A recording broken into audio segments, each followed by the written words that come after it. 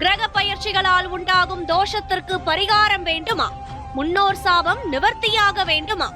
உங்களின் 7 தலைமுறைக்கும் புண்ணியம் சேர்க்க வேண்டுமா? நீங்கள் செய்ய வேண்டியது அன்னதானம் மட்டுமே. கடந்த 4 ஆண்டுகளாக தினமும் மதுரையில் 300 வறியோரின் வயிற்று பசியை ஆற்றி வருகிறது மதுரையின் அட்சய பாத்திரம் ட்ரஸ்ட். நீங்களும் உதவ அன்பு வேண்டுகோள். மேலும் தொடர்பிற்கு நெல்லை பாலு, நிறுவனர் 944226300815.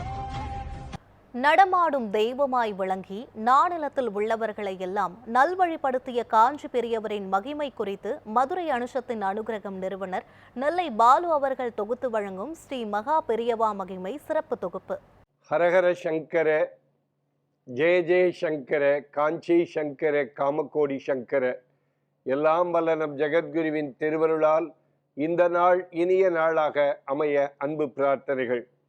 ஒவ்வொரு நாளும் மகாபெரிவா தொட்டு மகாபெரிவா வாழ்க்கை நடந்த ஒரு சம்பவத்தை தினந்தோறும் நாம் நியூஸ் 7 தொலைக்காட்சியில் அனுபவித்து வருகிறோம். அந்த அடிப்படையில் இன்றைக்கு ஒருமுறை மகாபெரிவா கொல்கத்தாவிலே முகாமிட்டிருக்கிறார். கொல்கத்தா நகரம் முழுக்க விழாக்கோலம் பூண்டிருந்தது. நம்மை ரட்சிக்க வந்த மகான் நம்ம ஊருக்கு வந்திருக்கிறார் என்று சொல்லி அந்த ஊர் மக்களெல்லாம் தினந்தோறும் வந்து பெரிவாளை தரிசித்து அந்த பூஜையை பார்த்துவிட்டு செல்வது வழக்கம். சந்திரமௌலீஸ்வர பூஜையை பார்த்து ரசித்து தினந்தோறும் மக்கள் செல்வது வழக்கம். அந்த பூஜைக்கு கொல்கத்தாவை சார்ந்த ஒரு அன்பர் தினந்தோறும் ஒரு நிறைய கூடை நிறைய வில்வத்தை பறித்து வந்து மகாபரிவாடத்திலே கொண்டு கொடுப்பது வழக்கம். அதையே சந்தோஷத்தோடு பெரியவா அதை ஏற்றுக்கொள்வது வழக்கம். அந்த ஊரில் வில்வமே கிடைக்கவில்லை, ஆனால் இவர் மட்டும் எப்படி வில்வம் கொண்டு வந்து கொடுக்கிறார் நினைத்து கொண்டு ரொம்ப அந்த சந்தோஷத்தோடு பெரியவா அந்த வில்வத்தை எடுத்து தினந்தோறும் சந்திரமௌலீஸ்வரருக்கு பூஜை செய்கிற பொழுது, அர்ச்சனை செய்கிற பொழுது அந்த வில்வத்தை பயன்படுத்தி கொண்டே வந்தார். நிறைய ஒரு 4-5 நாட்கள் மேல் அந்த கொல்கத்தாவிலே முகாமிட்டு கொண்டு பெரியவா அந்த ஊரை விட்டு புறப்பட்டு செல்கிறார். சில வருடங்கள் கழிகிறது. பெரியவா காஞ்சிபுரத்திற்கு வந்து விடுகிறார். ஒரு 4-5 வருடங்கள் கழித்து பெரியவா திடீரென்று அன்றைக்கு பூஜையெல்லாம் முடித்துவிட்டு பிக்ஷை எடுத்துக்கொள்ள வேண்டும். அந்த பிக்ஷை எடுத்துக்கொள்ளாமல் ஓரமாக மடத்திலே ஒரு ஓரமாக இருந்து கொண்டு ஏதோ ஞாபகத்திலே அப்படியே இருந்து கொண்டே இருக்கிறார், தியானத்திலே இருந்து கொண்டே இருக்கிறார். மடத்தினுடைய அன்பர்கள் எல்லாம் என்ன பெரியவா பிக்ஷை எடுக்கிற நேரம் வந்துவிட்டது, பூஜை முடிந்து பக்தர்களுக்கெல்லாம் அருள்பாலித்து விட்டு தீர்த்தம் கொடுத்து விட்டு இப்படி பிக்ஷை எடுக்காமல் இருந்து கொண்டே இருக்கிறாரே, ஏன் பெரியவா மௌனம் சாதித்து கொண்டிருக்கிறார், பெரியவா மௌனமாக இருக்கிறாரே என்று மடத்தில் உள்ள சிப்பந்திகளுக்கெல்லாம் கேட்கவே பயமாக இருக்கிறது.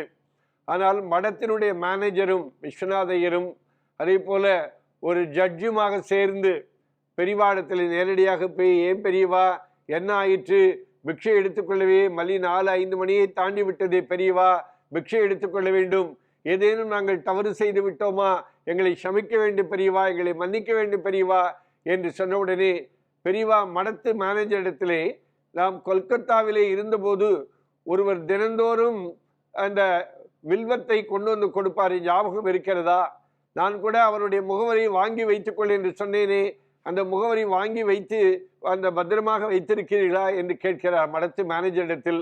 பெரியவா நீங்கள் சொன்னீர்கள், அந்த அந்த முகவரியை பத்திரமாக வைத்திருக்கிறோம் பெரியவா என்று சொன்ன உடனே, நீ என்ன செய், ஒரு 350 ரூபாயை உடனடியாக தந்தி மணியாளர் மூலமாக அவருடைய முகவரிக்கு அனுப்பி வைத்து விட்டுவிடு என்று சொல்கிறார்.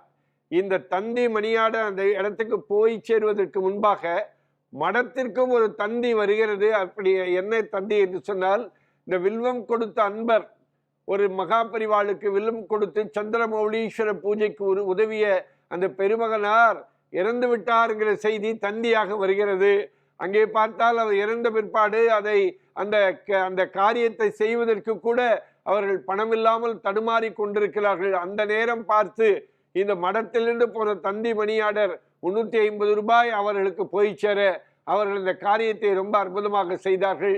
அதே நேரத்தில் இந்த வந்த நேரத்தில் அதே தந்தி இந்த நேரம் இது மாதிரி அவர் இறந்து விட்டார் செய்தி பார்த்த பிற்பாடுதான் பெரியவா நடக்க போவதை முன்பே தெரிந்து கொண்டு நமக்கு உதவிய, நம்முடைய சந்திர மௌலீஸ்வர பூஜைக்காக உதவிய ஒரு ஆசிரிய அன்பர் இறந்து விட்டார், அவருடைய காரியங்கள் செய்வதற்கு கூட அங்கே பணமில்லை என்பதை தெரிந்து கொண்டு பெரியவா 350 ரூபாயை பல வருடங்களுக்கு முன்பாக ஒரு 50, 60, 70 வருடங்களுக்கு முன்பாக பெரியவா அந்த பணத்தை அனுப்பினார் என்றால் அந்த 350 ரூபாய் என்பது அந்த காலத்தில் 35,000 ரூபாய்க்கு சமமானது. தன்னை ஞாபகப்படுத்தி கொண்டு வில்வம் கொடுத்த அன்பருக்கு ஒரு அருள்வாளித்த நிகழ்வை நினைத்து பார்க்கிற போது இன்றைக்கும் நம்மளுடைய கண்களிலே நீர் வழிகிறது. அப்படிப்பட்ட மகான் இன்றைக்கு இல்லையே என்று வருத்த உணர்வு எல்லோருக்கும் இருந்தாலும் காஞ்சிபுரத்தில் அதிஷ்டானத்தில் இன்றைக்கும் நம்மை அவர் அருள்வாளித்துக் கொண்டிருக்கிறார். ஹரஹர சங்கர, ஜெய ஜெய சங்கர, காஞ்சி சங்கர, காமகோடி சங்கர. எல்லாம் வல்ல ஜெகத்குருவின் திருவருளால் இந்த நாள் இனிய நாளாக அமைய அன்பு பிரார்த்தனைகள். ராம் ராம்.